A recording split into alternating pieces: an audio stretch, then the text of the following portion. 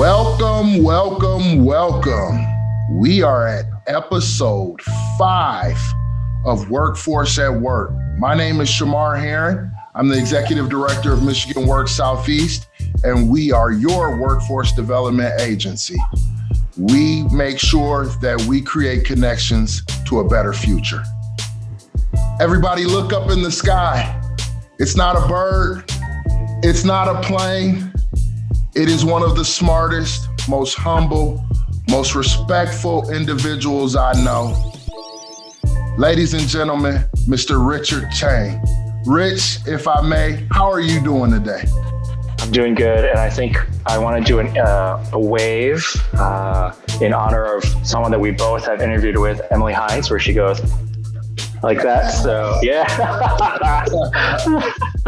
Shout out to Emily. She's doing some great stuff over there at the Crackle. Yes. Rich, you are founder and CEO of New Foundry? Close. I'm co-founder, so I have 2 other awesome business partners, Chris and Kyle. And we started New Foundry about 8 years ago now.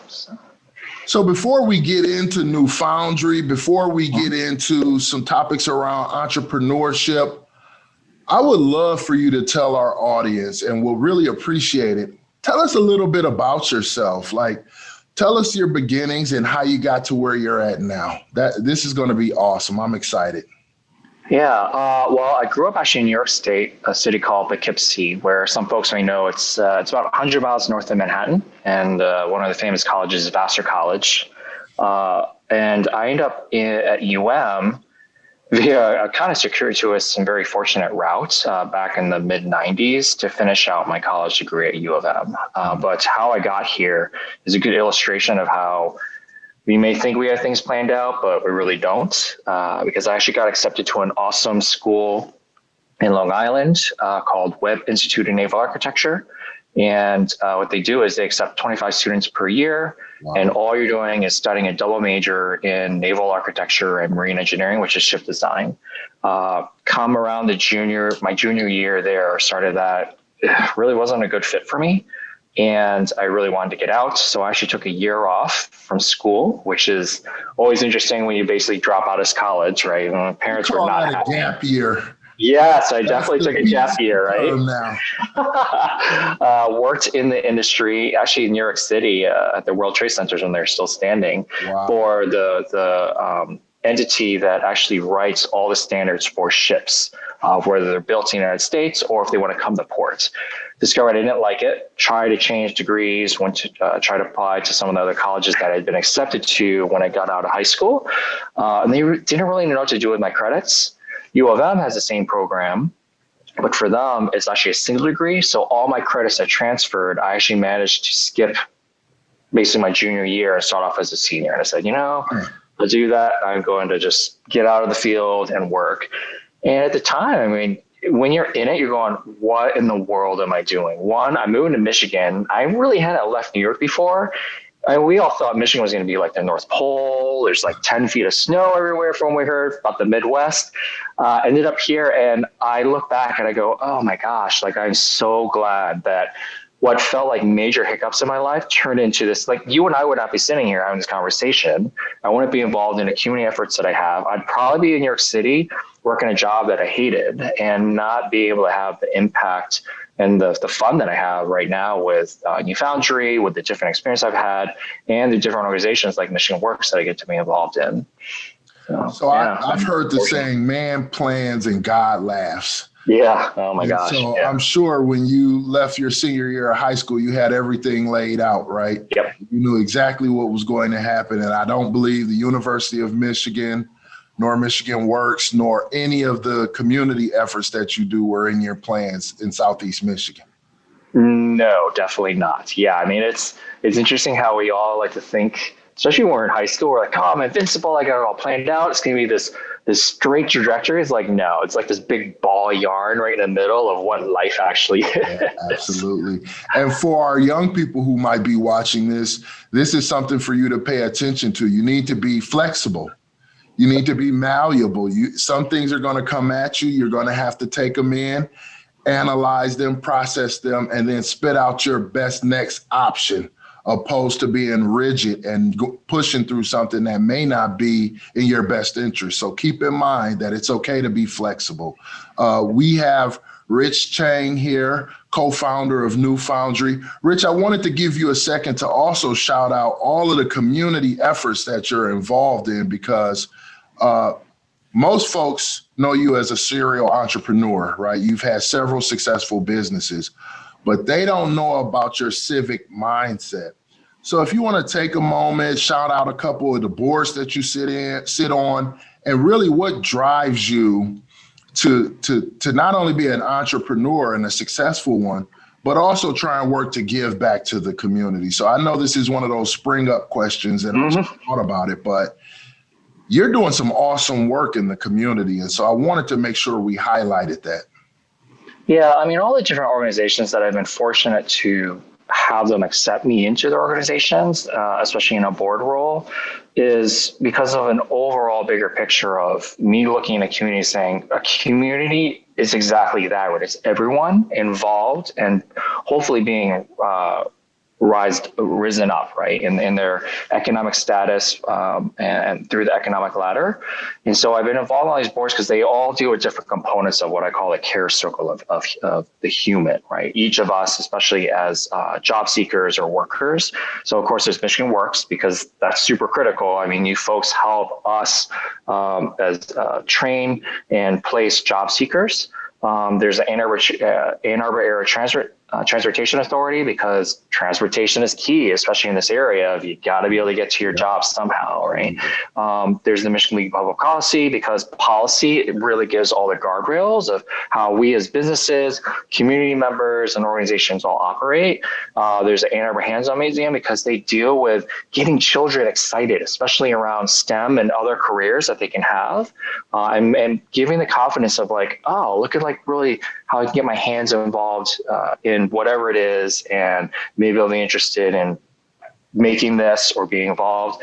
And then United Way of Washtenaw County is really important, because they provide a lot of the wraparound services that community members need, especially those that are underserved and underprivileged. And then there's the Ann Arbor Ypsi Regional Chamber of Commerce, because, well, businesses need supports, and they hopefully they tie us all together and allow us to connect and work with each other, because a community that supports each other is a community that grows, right? And then there's the UMRC Foundation and United Methodist Retirement Community.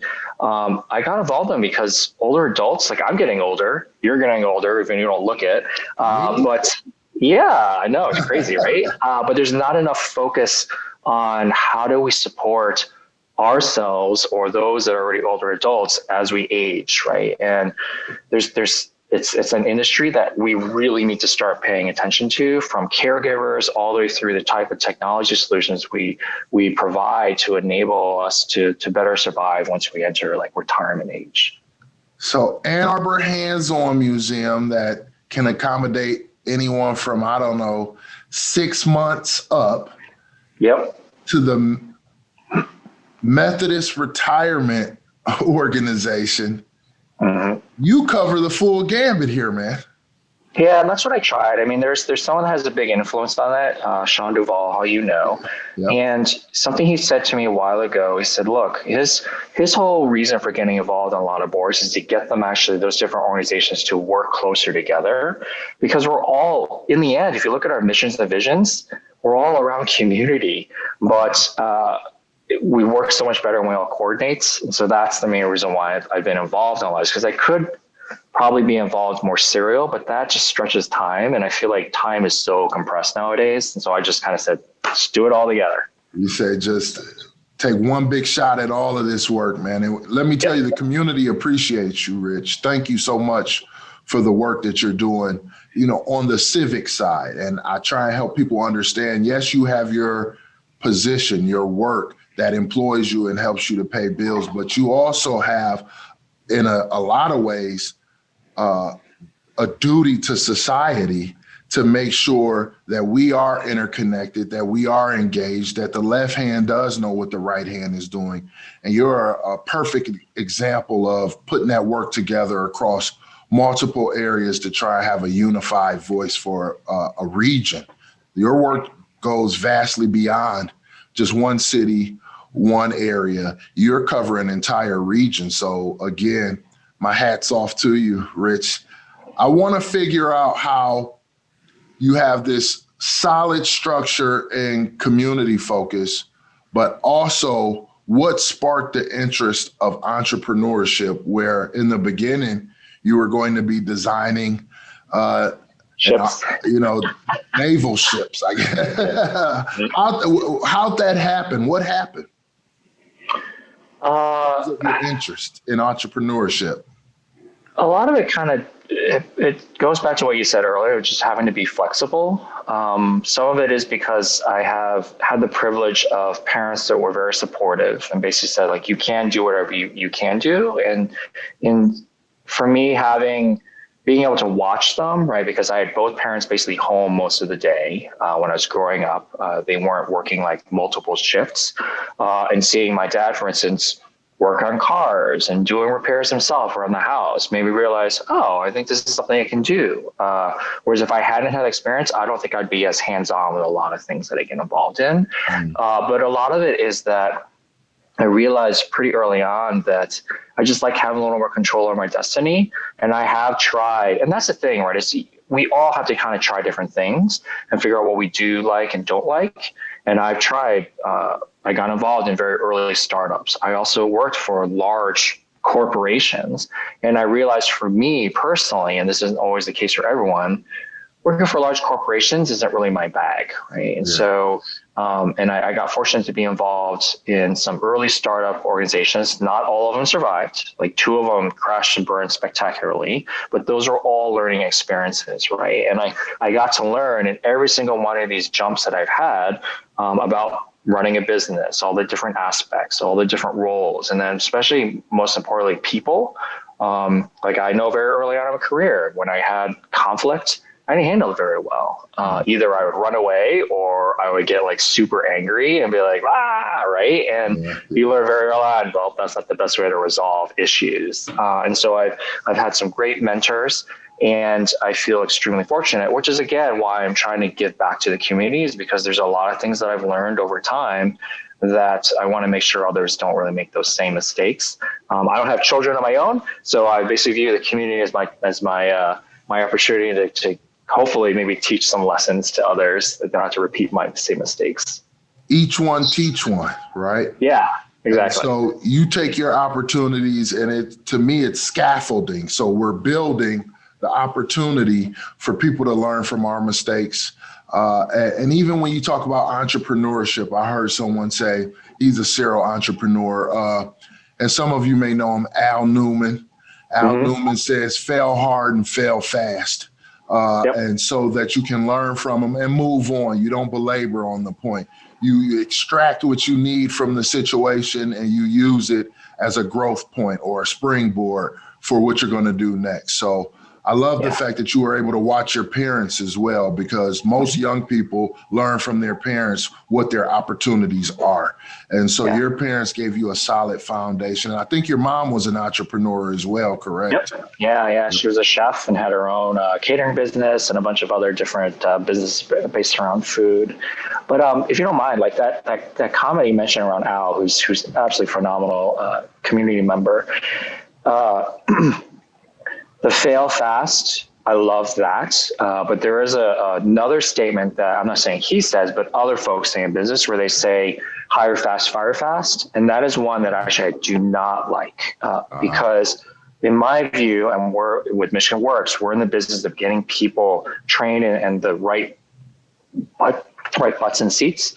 If we're hiring fast, it means that we're not really spending the time to appropriately make sure that we're putting the right individuals into the roles that we want, right? And instead viewing them more as a commodity that, I can just buy this, eject it. No. And so that's something we can have another discussion about, but that's one that I'm not a fan of, the hire fast, fire fast. I think we should hire slow and fire slow. So the complete opposite. Fair enough. And what I've also learned through my experience in workforce development and talent and that entire spectrum is sometimes you have to give folks a second to bloom and blossom. Yes. And everybody, like some orchids, boom, they're there. You go to sleep, they're not there. You wake up and boom, there's this beautiful flower there. Some orchids take days and weeks to blossom. A year. Or a year, right? And so you just throw it away thinking, man, this thing is no good. And before you know it, you've thrown away something very precious that can bring a lot of joy to your life or to the workplace, a lot of potential and opportunity. So I am with you on the hire slow, making sure you're doing your vetting appropriately, and fire slow. Make sure you've given this person the opportunity and environment to be able to grow into who you thought the potential of that person could be. Yeah. And so that is a great analogy. I hadn't heard it, but it makes total sense. So thanks for that. I'm going to write that down, potentially tweet it out by the end of the day. Love it. Hey, Rich, I want you to tell us a little bit about your organization, New Foundry. What is it? What do you all do? And how would you explain it to someone? Yeah, so we're an 8-year-old Ann Arbor-based product development company, and our outcomes are just always software-based. So we write code, we design products, write code to bring them to life. Chris, Kyle, and I are the co-founders, but we have an amazing team that covers basically the 3 R's of our company, which is around strategy, design, and engineering. And I say those in those order because they're really important for us. Like the strategy piece is determining what it exactly is that we're trying to solve, right? And then once we know that, is how's the best way to solve it. Then you design it and then you build it. In general, companies hire us when they have a challenge to solve or when they actually have an idea that they want to bring to reality. For example, we have engagements where we do proof of concept, demonstration of technology, or capabilities. A lot of that very early on was in the automotive industry, especially around autonomous vehicles, all the way through to building consumer-facing products. So for instance, right now we're working with an insurance tech company that, of course, insurance historically was a very paper-driven industry, and now you're seeing a lot more just like buy it online and get your policy, all that kind of thing. And so a lot of the industries that we work in recently, and it evolves over time, just depending on where the economy stands, et cetera, is automotive, of course, fintech, insurance tech, and especially healthcare. And the healthcare one is really the one that I personally love the most because where the solutions we're bringing to fruition and the platforms we're building, it's all around positive patient outcomes. And that's really cool when you get to see your technology actually, besides being something like really neat, which is a lot of what we do in automotive, it's actually improving people's lives. Yeah. And we just have an overall philosophy, just to kind of summarize it all, is that we view that every company, no matter what, we have to view ourselves as a tech company, or you have to view yourselves as a tech company, because no matter what industry or size you are, if you don't consider the impact of technology, it's going to be really difficult to compete and survive long term. And beyond just businesses taking that approach, I think we as individuals also have to do that, because I know later on we're going to start talking about like Industry 4.0 and Internet of Things and other technologies. Those have all been evolutions, and those evolutions have displaced workers in different areas, right? And so we as folks also have to follow these trends and make sure that we are making sure that we're getting the right training. And if we're not, start talking to our business leaders, start talking, for instance, with Michigan Works and policymakers to say like, hey, we're here, we have these opportunities. Why aren't we getting the opportunity for us to get the education or the jobs that we should be able to fill with the skills that we've built ourselves? Yeah, I frequently say, I don't believe we have a talent shortage. I just don't believe that's true. I believe we have a skill shortage. Yeah. And that starts back in pre-K when, you start to disseminate folks are going to be this or that. Well, I think it's some foundational skills like critical thinking, like communication, like being able to write appropriately. Those are things that everyone should have as a skill set so that no matter what area they choose to go into, it will make a lot of sense and it will be a platform for them to, again, springboard off of into whatever industry they choose to work in. And so once again, we are talking with Rich Chang of New Foundry, and I don't know, half a dozen other boards that he represents and works on to make sure that society is moving well and doing well. Our communities, thank you, Rich. Rich, we want to start a conversation with you around something called the Internet of Things. We're here at Workforce at Work. This is episode 5. We're with Rich Chang of New Foundry. Rich, let's talk about the Internet of Things, or IoT. Can I ask you a question? Of course.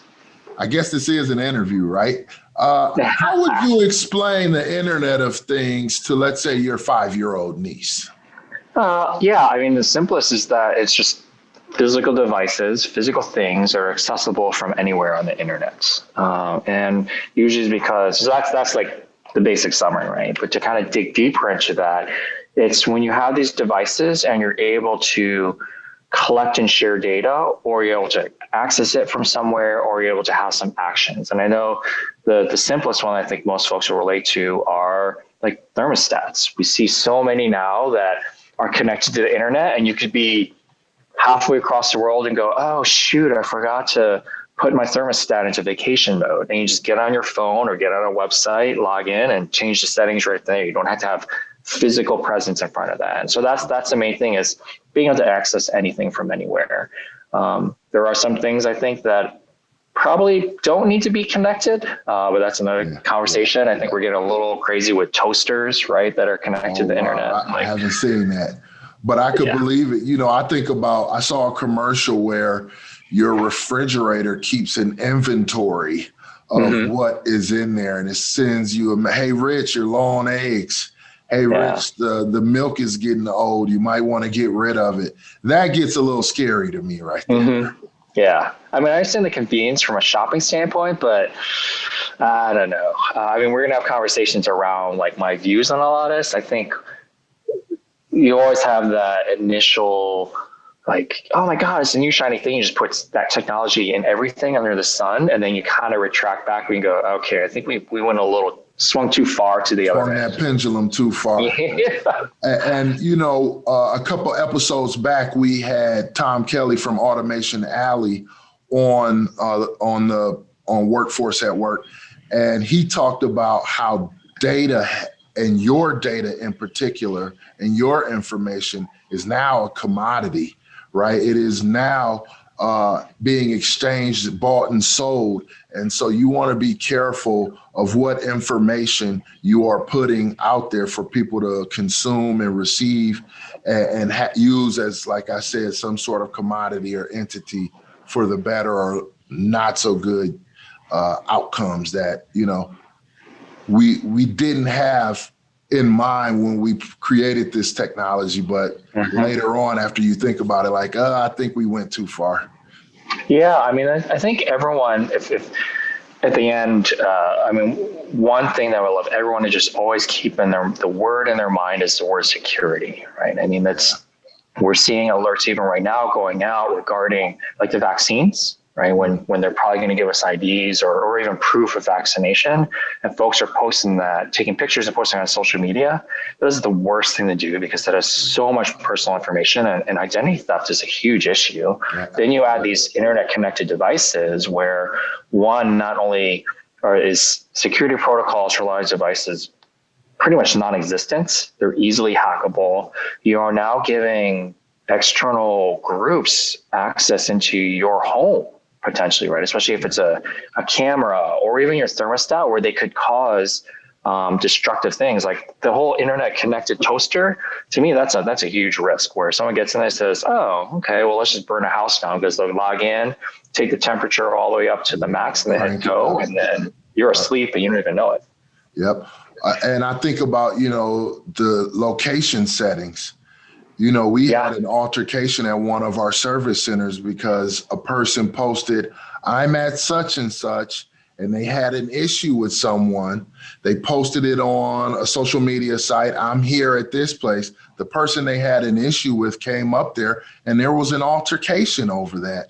We said, how do you think they knew where you were at? And they said, Well, I posted it and I posted where I'm at. And I'm like, you might want to reconsider doing that, especially if you've got somebody out there looking for you. So little bitty things like that people don't think can be taken advantage of, not always for the positive, right? Yeah. So we're going to get back to asset-based conversations. Yeah, I love it. Sorry. Hey, let me ask you this, Rich.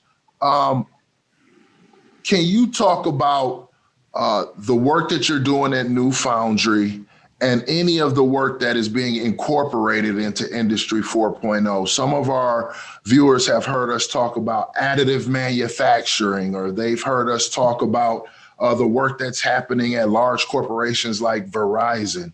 For an 8-year-old small startup, what does Industry 4.0 and maybe the Internet of Things or IoT look like to you and New Foundry and your founders, your co-founders? Yes. So Industry 4.0, just kind of define that one too, right? So that's where we have machines and sensors working together.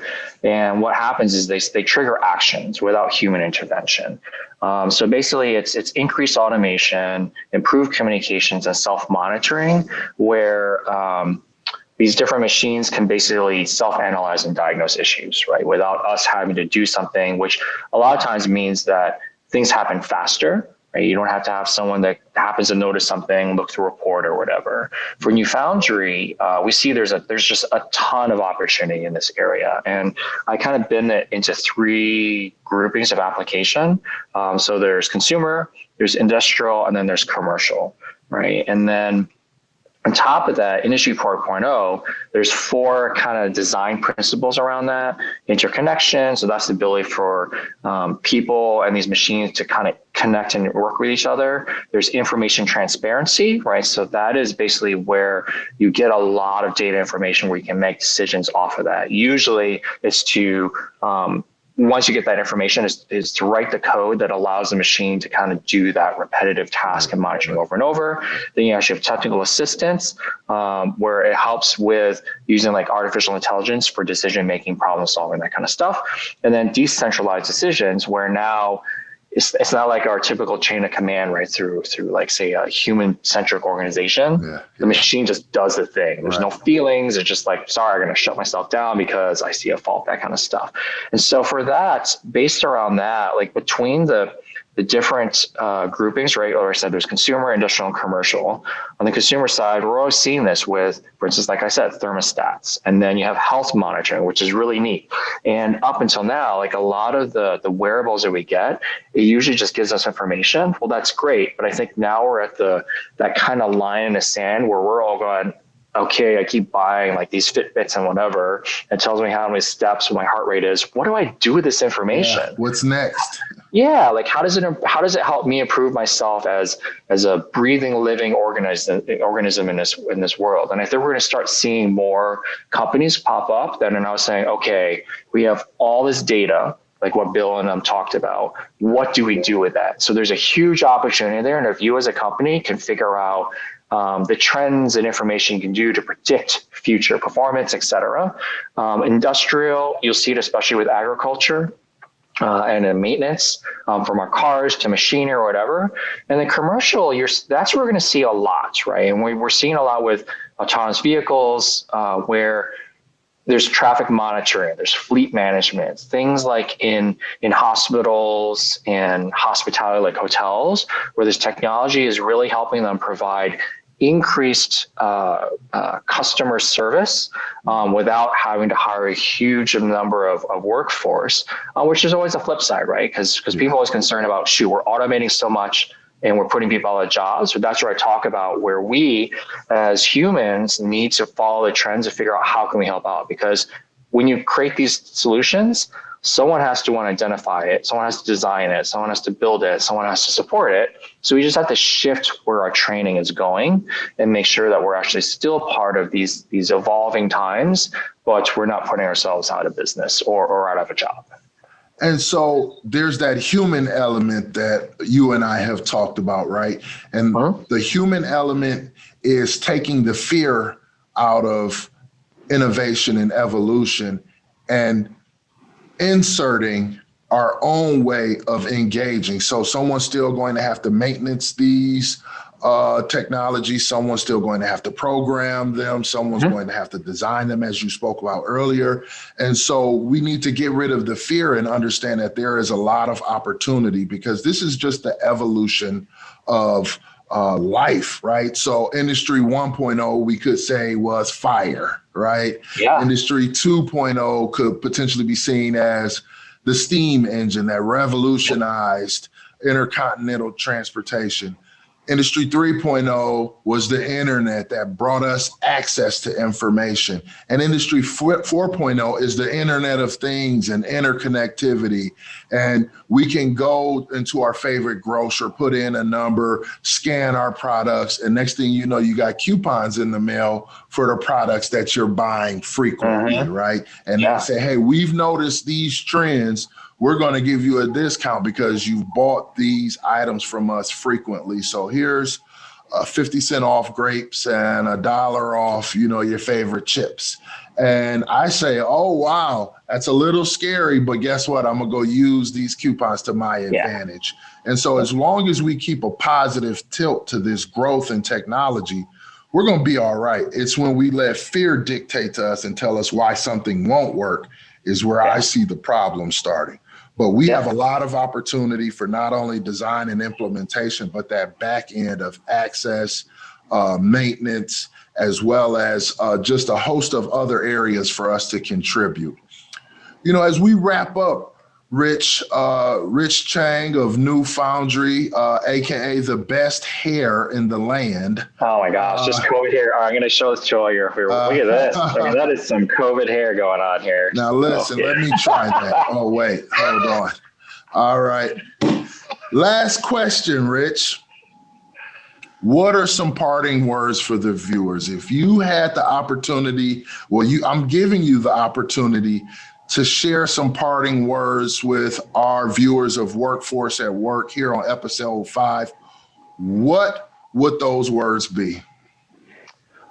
One is something we've talked about here with this conversation. Stay up with the trends, understand what's coming down the pike. With the release and advent of 5G, it's like you said, we are now at another step where growth and opportunity is going to accelerate, because 5G just allows us to do so much more stuff. And so there's just some really cool ideas that I think can come to fruition nowadays because the timing is right. But overall, one, realize that there's always a balance to things. Some things just don't need IoT. So let's not just stick that in everything.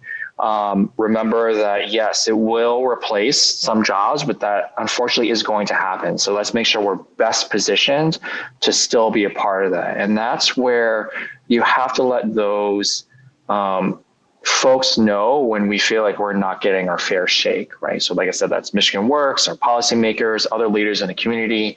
We have to sometimes get up and scream and say like, hey, we're here, make sure that we're getting the attention that we need. And then remember that security is something we all have to think about, not just a technology standpoint of implementation, but also how we utilize it. Don't overshare information. Make sure that we have all our privacy settings set correctly, because identity theft is becoming a bigger problem. And we have to make sure that we're protecting ourselves, and especially those that are in underserved, underprivileged areas. They're most likely to be some of the biggest victims and also suffer the most when that happens to them. And then overall, remember that as tech companies or tech-centric people, we just have to consider the impact that technology has on us from a positive and negative way. And again, make sure that we are a part of it, because otherwise it's going to be difficult to compete and survive long term. All right, you heard it first from the industry expert, Rich Chang of New Foundry. Not only is he an industry expert, but he is a phenomenal community leader. I consider him a dear friend and confidant. We've had a lot of conversations about a lot of things. Rich, on behalf of Michigan Works Southeast, on behalf of Workforce at Work. And I'll go ahead and put myself out there on behalf of the community. We want to say thank you for your work. Thank you for joining me today. Thank you for the words that you've given us. Have a great day. We appreciate you. Enjoy that COVID hair. And take care of yourself, okay? Perfect. Thanks, Shamar. Thanks to you. Thanks to Michigan Works team. Thanks to Josh for helping out with this and everyone else that's involved. Appreciate it. Awesome. Thank you so much. You've just watched the 5th episode of Workforce at Work. I'm Shamar Heron, Executive Director of Michigan Works Southeast. We are wishing you well, and please remember, be kind to one another.